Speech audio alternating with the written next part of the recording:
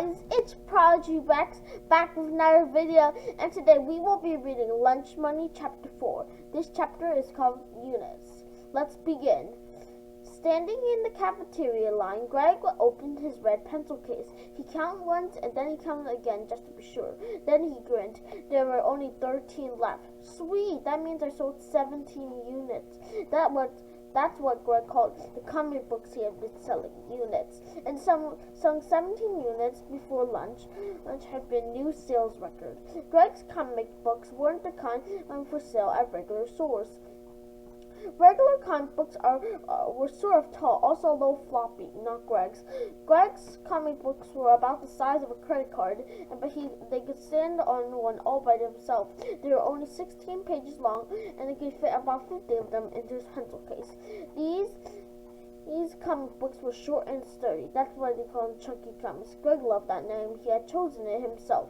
He got to choose the name because he was the designer, the printer, in the binder. Plus, he was the marketing manager, the advertising director, and the entire sales force. Chunky Comics was a one-kid operation, and that one kid was Greg Kenton. Greg snapped the pencil case shut and took a tray. He took a grilled cheese sandwich, a cup of carrot sticks, and then looked over at the fruit cocktail bowls, and he took until he found one with 3 chunks of cherry. He got a chocolate mixer from the cooler. He walked towards the seat. Greg did some mental math. Monday, the first day Chunky Comics had gone on sale, he had sold 12 units. Tuesday,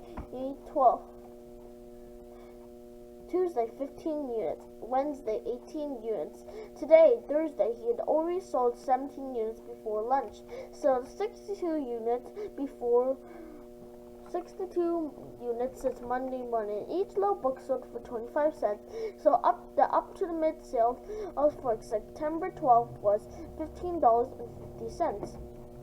Greg knew why sales were increasing. Word of mouth. Kids have been telling other kids about his comic book. The cover illustration was powerful. The inside pictures were strong.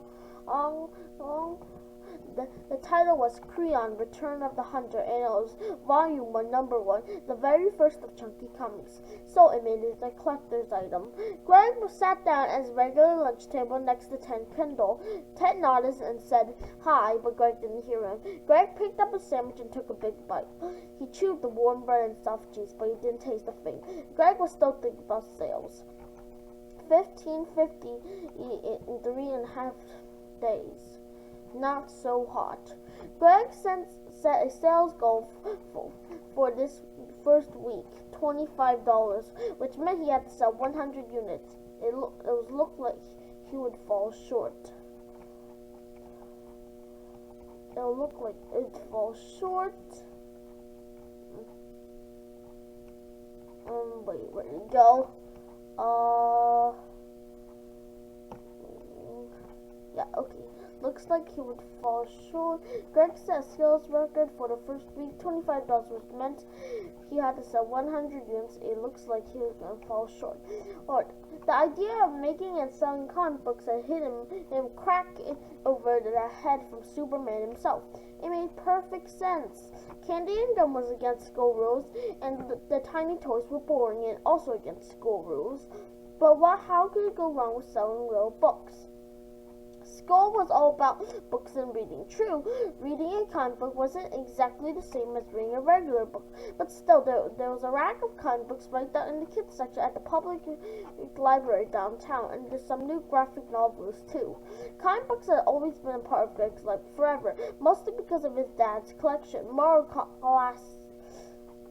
Batman, Superman, The Flash, Spider-Man, Marvel Classics, Uncle Scrooge, and all the Disney comics. His dad's collection filled 3 shelves in the family room, and it was worth over $10,000.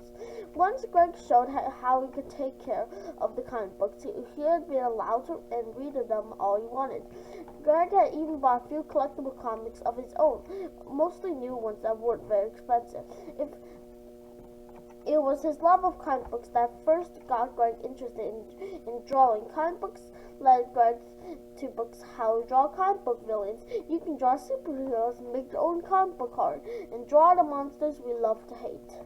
Back in 3rd grade, Greg used his old money to buy Indie ink, dip pens, brushes, and paper at the art supply store. And drawing new comic book characters was one of his favorite things to do when he wasn't earning money. That whole summer before 6th grade, Greg had worked toward the launch of Chunky Comics. From the first start, he was pretty sure that he could come up with a story idea, and he knew he would be able to do the drawing. But first he had to do a lot. How does the whole comic book get put together? How big should each one be? How much it was going to print them. Finally, how much should he charge for his finished comic book, assuming he could make some? But one by one, Greg found the answers. An encyclopedia article about printing books helped a lot. It showed how pages of a book start at one sheet of paper that gets folded in half several times. Each time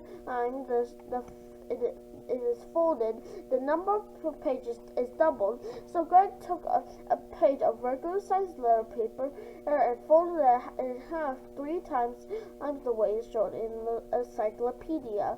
That one piece of paper turned into Chunky Comics' 16-page book, Chunky Comics. It was so simple, but not really. Greg figured out that making little comic books was a 10-step process.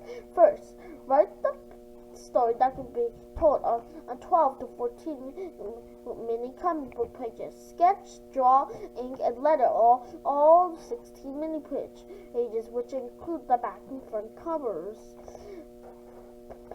3. Paste the 8 mini page drawings into the correct positions on a piece of paper to make master copy 1, a sheet that can be repeated over and over again. 4. Paste the other 8 mini pages to make master copy 2. Use the copy to print the image from master copy 1 onto the press sheet on a piece of regular sized low paper. 6. Print master copy 2 on the flip side of the press sheet to make 8-page images on the front and 8 page on the back. 7. Carefully fold the press sheet with the 16 mini comic book pages. Put 2 staples along the crease on the very center of the low book between pages 8 and 9. Trim the unstapled old pages, and that makes one finished mini comic book. 10. Repeat. And all 10 steps have to be done perfectly, or no one would ever want to spend money on these little comic books. After all the hows of bestseller, then came the writing. But Greg hadn't just written one story, he had developed a master publishing plan. Volume 1 was going to be about Creon, an incredibly intelligent Stone Age hero who helped his tribe deal with ancient dangers and prehistoric beasts like Cro-Magnons, and Greg figured there could be 7 or 8 issues about Creon. Chunky Comics Volume 2 would feature the future where a superhero named Eon tried to protect a small colony of humans that lived in a world of melting ice cap and mutant life forms that were part human, part toxic sludge, part recycled trucks and airplanes. Again, there would be 7 or 8 issues featuring Leon. Then Chunky Comics Volume 3 would feature Leon, a fairly normal, modern-age techno dude who suddenly finds himself energized as a digital atomic watch overheats and burns its sockets into his wrist. Leon learns that the watch can be set for the future or the past. The 6 or 7 time-traveling adventures of Volume 3 would feature Leon to the past where a team with Creon, and then to the future where it operates services towards the amazing Eon. And eventually all their characters will have some final episode together, Creon, Eon, and Leon, past, present, and future. Once the master publishing plan was set at writing the story, Return of the Hunter had been pretty easy for Greg, but the drawings had been more difficult than firewood. It took a long time to get each small page looking the way he wanted. It wasn't doodling or sketching. These pictures had to be good enough to sell. When both covers of the 14 inside pages had been drawn, inked, and pasted all on the 2 master copies, Greg tackled his first printing. The copier used was his dad, and it was actually part of the printer that was hooked up to the computer in the family room. It was an inkjet printer plus scan and press printer, and it was those all-in-one machines. It made copies in either black or white or in color. Greg stuffed about 40 million sheets of paper in the recycling bin before he figured out how to get all 16 main pages is copied correct on the front and back sheet of paper. But finally he folded his first perfect print and stapled it tight and true in the top, front, and bottom edges. Then he sat there in the middle of July. Greg stood there with the very first copy of the very first issue of the very first volume of Chucky Comics. It'd been a proud moment.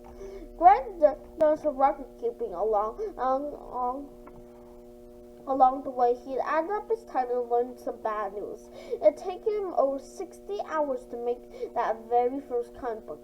But there was good news too, because it only took him 2 more hours to print, staple, and fold the next 100 copies of Volume 1, Number 1. He had been working on his drawing skills over the summer, plus he had got it better and faster too. Plus he had fun, and he dug out all his old drawing books and looking for shortcuts and new tips from the pros. Drawing was something he would do at night, and he still got to enjoy his regular days outdoor and do the regular sometime jobs that kept money coming in.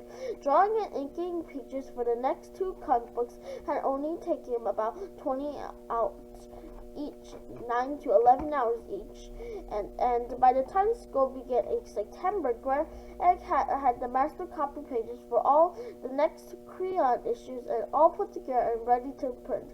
Plus he had 300 copies of Return of the Hunter, folded, stapled, and trimmed and ready to sell. Making the comic books had been fun, but Greg felt sure that selling them would be even better. If he kept the price of just $1.25 per issue, the profits were still going to be fantastic. He figured it all out. Ink for the copier was pretty expensive, but Greg had a kit for refilling the cartridges. Altogether, to ink for 1 comic plus 1 piece of paper plus 2 staples cost him less than 2 cents. So now, counting his own way, selling 1 Chucky comic book was like turning 2 pennies and a quarter. The money was going to come rolling in. Then getting into the cocktail on his lunch tray, Greg stabbed one of the cherry nut pieces with a fork. He chewed the sweet fruit. Greg reviewed his sales again and shrugged. $15.50. And that's not terrible. I mean, this is a new business. All things considered, Greg decided that Chucky Comics was off to a pretty good start. Before lunch was over, Greg had hired Ted to become the first sales agent for Chucky Comics, offering him a nickel for every 2 copies he sold. So Greg was still hoping to reach his goal of selling 100 units the first week, but business can be a lot like life, full of unexpected events. And 33 minutes later, standing in the hallway next to the music room, Greg and his new company got shocked. There were 2 minutes left until 6th grade chorus, and Greg was making the most of his time. He just sold 2 copies of Return of the Hunter to Roy Jenkins when Ted came up and pressed something against his hand. Greg glared and saw the main comic. Then he noticed the expression on Ted's face. "What?" he asked. "Is there something wrong with this one?" Ted nodded and said, "Take a look." Greg looked at the main book over. Ted was right. Something was very wrong, because what Greg was holding in his hand was not one of his Chunky comics. The tiny banner announced that this was an Incy Bincy book. The title was The Lost Unicorn. The Incy Bincy book had been brightened up with colored pencil. A deep scowl formed on Greg's face, and he realized what he was holding. It was obvious. Some kid was trying to cash in on his idea. Who was this responsible for this sneak attack? This giant ripoff. Greg didn't even have to look. He knew. Only one person dared to copy his idea like this. But Greg turned the first page of the little book and looked anyways. And there was a proof in tiny, perfect conserved below the title. Written and illustrated by Maura Shaw. And that is the end of chapter 4. Hope you enjoy, and make sure to smash that subscribe button and ring that notification bell for more content like this. ProdigyRex out.